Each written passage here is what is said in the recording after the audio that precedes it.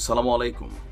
একটা ক্রান্তিকাল যাচ্ছিল আমাদের সেনাপ্রধান জেনারেল ওয়াকারুজ্জামানের জন্য। পাশাপাশি সেনাবাহিনীও বিভিন্ন জায়গায়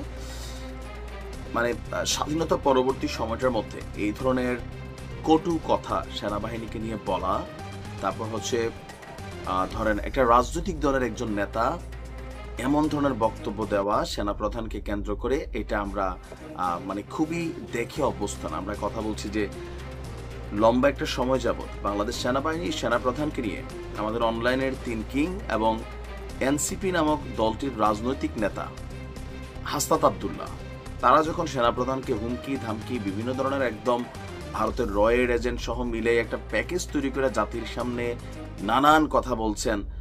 কেউ কেউ বলছেন এগুলো মিথ্যাচার, কেউ কেউ বলছেন ষড়যন্ত্র, কেউ কেউ বলছেন যে তারা তাদের উদ্দেশ্য প্রণোদিতভাবে এক ধরনের অ্যাক্টিভিটিস চালাচ্ছে।